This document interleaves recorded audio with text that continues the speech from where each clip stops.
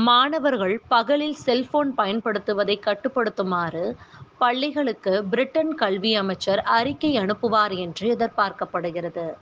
Mobile phone பயன்பாட்டை கட்டுப்படுத்த பள்ளிகளுக்கு புதிய வழிகாட்டுதலை பால் கிவன் வெளியிட உள்ளதாக செய்திகள் வெளியாகியுள்ளது.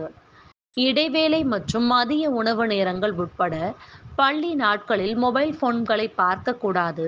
பாடங்களின் போது மாணவர்களின் கவனச்சிதறலை குறைக்க மொபைல் போன் தடைகள் உதவக்கூடும் என்று எதிர்பார்க்கப்படுகிறது.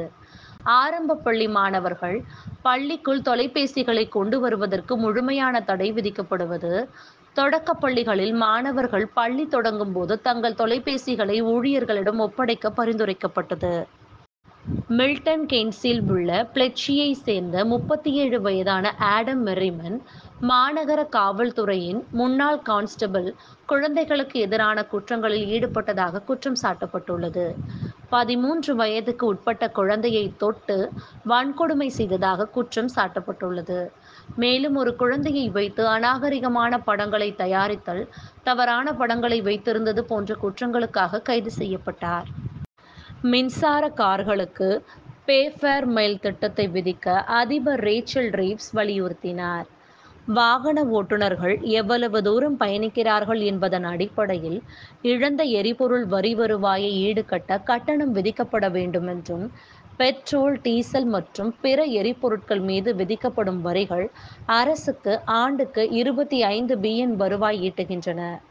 எரிபொருள் நிரப்பப்பட்ட கார்களிலிருந்து ZEVகளுக்கு அதிகமான ஓட்டுநர்கள் மாறுவதால் ஒரு பங்கை அரசாங்கத்துக்கு செலுத்துவது நியாயமானது என்று முன்மொழிந்தார். இஸ்ரேலுக்கு ஆயுத விற்பனையை நிறுத்த பிரிட்டன் முடிவு செய்துள்ளது.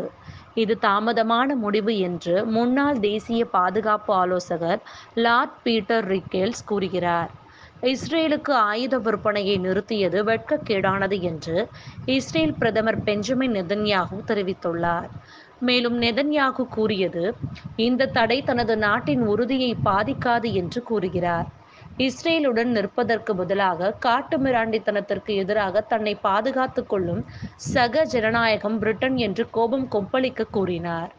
இவர்களின் தவறான முடிவு ஹமாஸை கையகப்படுத்தும் என்றார்.